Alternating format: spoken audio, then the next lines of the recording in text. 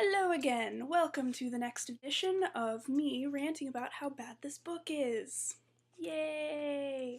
Thanks to those of you who watched, upvoted, downvoted, all that good stuff on my last video.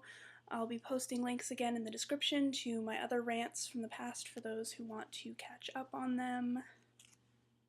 Yeah, fun times.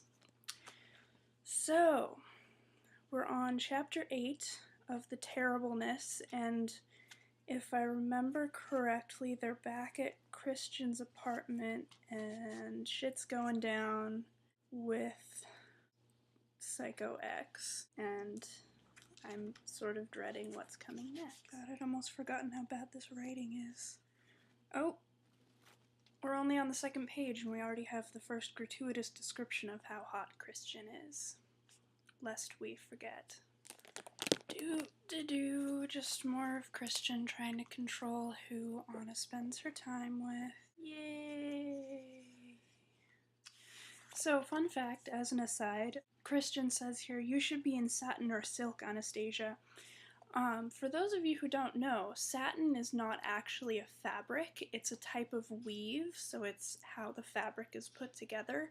So technically, satin could be made out of silk. I know that has nothing really to do with critiquing the story, but how do you run your fingers through stubble?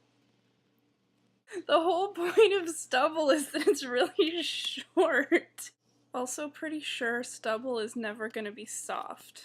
Your beard grows quickly, I whisper, unable to hide the wonder in my voice at this beautiful, fucked up man who stands before me.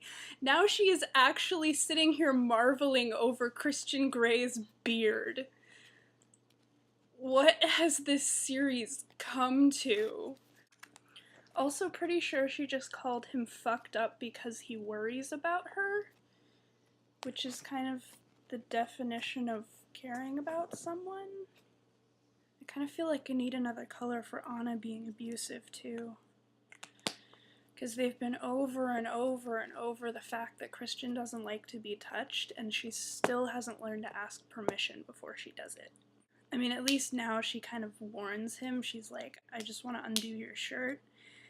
But, like, phrasing that as a question would still be better so that he can actually give his consent. Like, as much of an asshole as Christian Grey is, Anna still needs to learn to respect his trauma in his past and what that has caused him to be sensitive about, which she's really doing a terrible job of. And here we have it. There has been so much bad writing in this book that I've actually gone through this entire yellow highlighter. This is a landmark, people. And by landmark, I actually mean milestone. But either way, next yellow highlighter. Yay! So remember how they thought that Christian's Psycho X was in his apartment at the beginning of this chapter? Apparently she actually is now. Woohoo, plot! I just love that this author feels the need to explain that this character is blushing in both cheeks, as opposed to just blushing in one cheek, because that's totally a thing that happens. Also, if you literally just said that a character is blushing, you don't have to explain that they're embarrassed 2 sentences later. It's called show, don't tell. Rule number 1 of writing. Apparently Christian buys an Audi for all his subs, which I don't really know how to react to, honestly.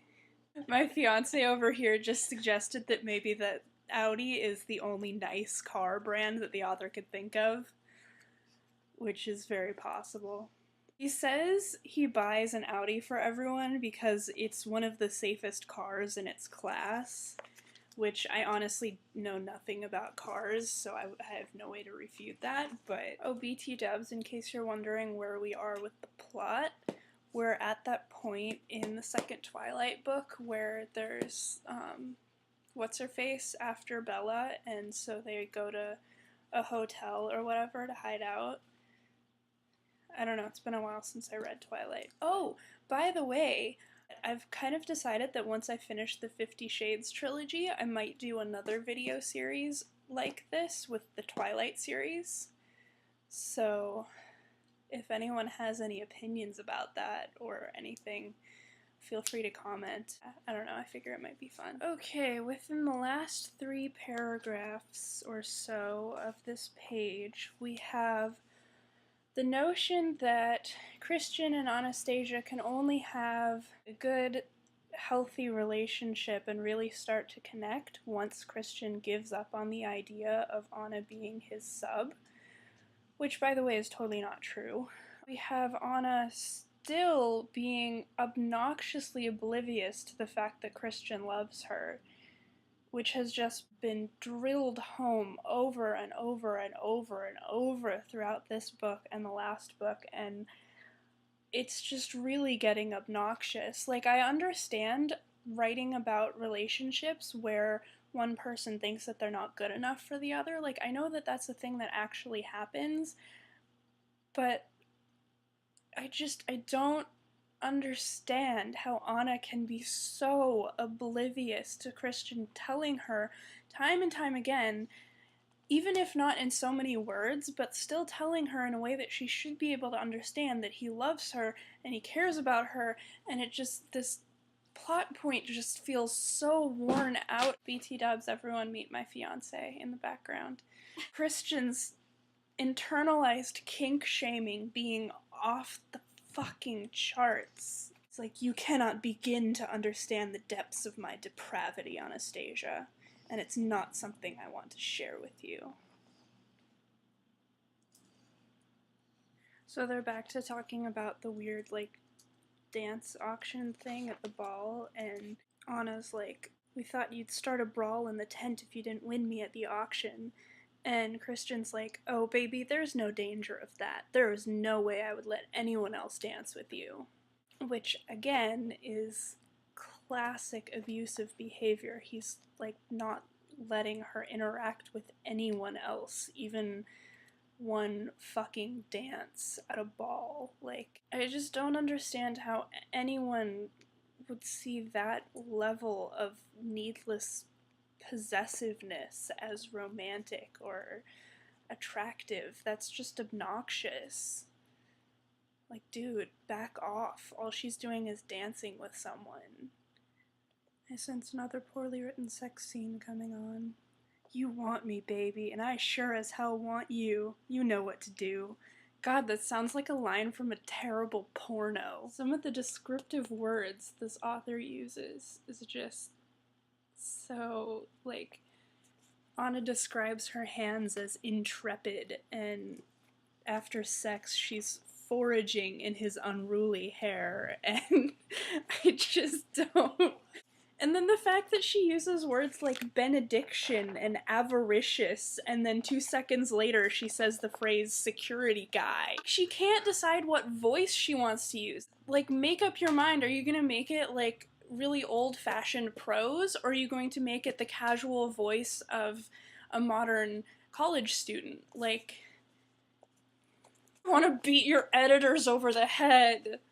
Oh my god, this is awful. He's come a long way, as have I, in such a short time, which to me is, all you're saying is, like, you're the special snowflake girl who's taught him how to have vanilla sex, because that's something that everyone needs to have in their life, because you can't just have kinky relationships, because that's not healthy and it's not normal. And chocolate.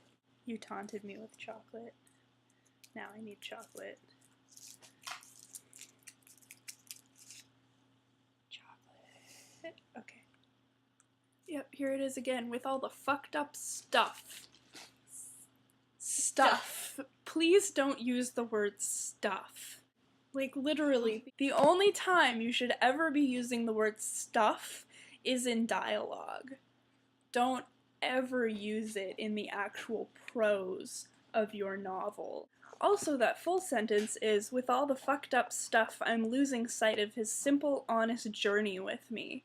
Yeah, journey from fucked up, kinky person to normal, cured, vanilla relationship.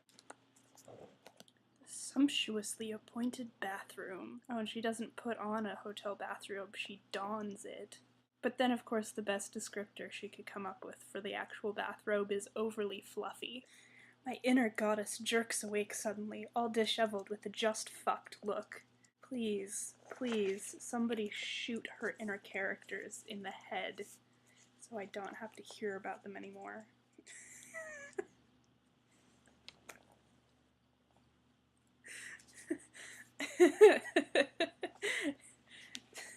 Anastasia's complaining about how she's all like tired and sleep deprived and testy, and she literally just described Christian as looking as fresh as a daisy.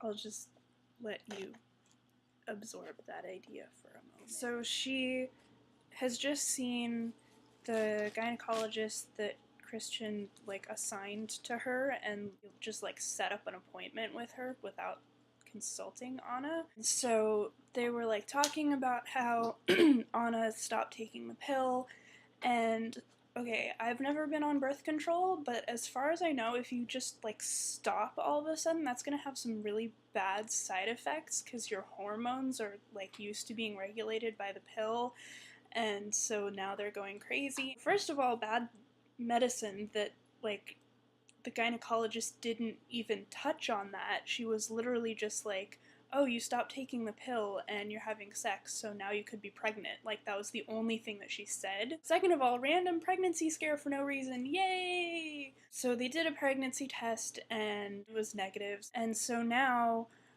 Christian has, of course, demanded Anna tell him why she's all freaked out, because heaven forbid that Anna have any sort of say over what she actually tells him about her own fucking body. But she's like, yeah, I could be pregnant, but I'm not because we did a test. And he's like, oh, okay, good. I can see how that news would be very upsetting. And she's like, I was actually more worried about your reaction. Like, she was literally more worried about how Christian would react to the news of her being pregnant than she was about having an unplanned pregnancy and having to deal with the consequences of that. That is quintessential abusive relationship. Like, here's this huge life-changing thing that, like, you either have to decide whether to get an abortion or to raise a child for the next 18 years. But she's not worried about that, or she's not as worried about that as she is about Christian's reaction to that news. That he might freak out about it. That is, it makes me want to punch a fucking wall. Christian, why are you so abusive? Also, just the fact that Christian's like, it would be the height of carelessness and bad manners to knock you up. I literally don't even know how to react to that. What? So, another quick aside. A little bit of, not quite sex ed, but important info. Right now they're showering together, and this is the second time in the series that Christian has washed out Anna's privates for her with soap, which you don't ever, ever want to do. Never. I don't know if this is the case for penises or not, but I know that vaginas hate soap. Don't wash out your vagina with soap. Don't do it. Just use some warm water. Rinse everything out. You're good. Little known fact, vaginas have their own ecosystems, okay? They're kind of self-cleaning. They have all kinds of good, like, bacteria and stuff, and I don't want to turn this into a whole, like, sex ed video, but they mostly keep themselves clean. Just rinse your stuff out, and you'll be good. Ugh.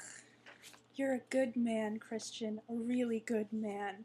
No, actually, you're not. You're an abusive douche nozzle. And we're done. Yay! So, anyway, thanks for watching once again. I hope you enjoyed. Feel free to rate, comment, follow, subscribe, whatever you do here on the YouTubes. See you around.